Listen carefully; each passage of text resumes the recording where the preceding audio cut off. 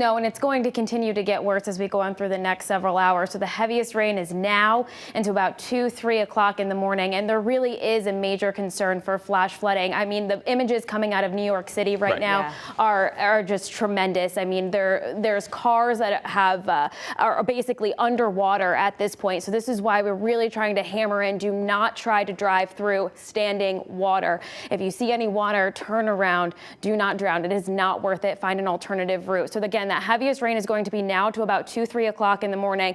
That main concern is going to be that heavy rain. Flash flooding concerns continue well through the overnight hours, and outages are not out of the question. We are already seeing Eversource reporting various outages, as well as UI, especially in areas in Fairfield County. And we also are going to be watching the chance for an isolated tornado risk as we go on through the next several hours. While it is still low, it is certainly not out of the question, and same goes for those damaging winds. It will not take much to uproot a tree when we have such a saturated ground. Various flood warnings in effect for generally the entire state. A flood warning in effect for the Housatonic River at the Stevenson Dam. Here's a look at the satellite and radar picture right now. We have a lot of rain falling, especially for areas in New Haven County as well as Fairfield County. We are seeing some significant rainfall totals at this point.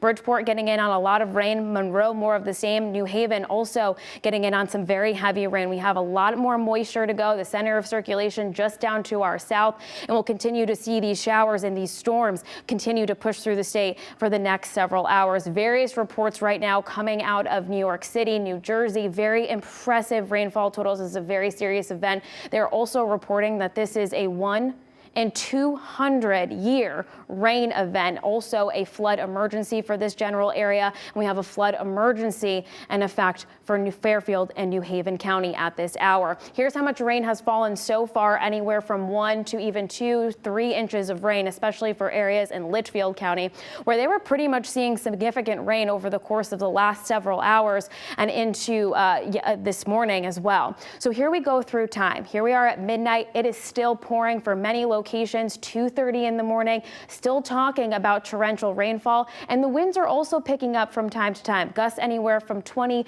to 35 miles per hour, not out of the question. And while you're saying, well, that doesn't seem like much, again, we have such a saturated ground that it's not going to take much to uproot a tree, and that can cause various power outages. So 5 a.m., things are looking okay for western areas. You'll have to see, again, we're going to see some of those rivers continue to rise even after the rain moves out of here. Central Connecticut will follow suit, and by 7-8 o'clock in the morning, all of the rain is over with. And Thursday looks like a pretty good day with low humidity levels, temperatures in the 70s, and it is going to be overall comfortable.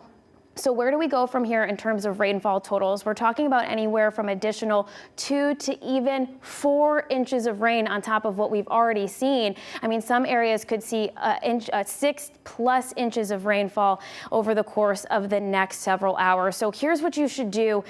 If you do happen to encounter a flood, you need to move to higher ground. Basements are also prone to flooding at this point, areas that don't typically flood. Do not attempt to drive through flooded roads. 1 foot of water will float a vehicle, and do not drive around barricades. They are there for a reason. Right now, temperatures are in the 60s, right around 63 degrees in Hartford. Winds generally picking up in intensity, especially for areas in Fairfield and New Haven County, where we're seeing sustained wind speeds anywhere from 20 to 25 miles per hour.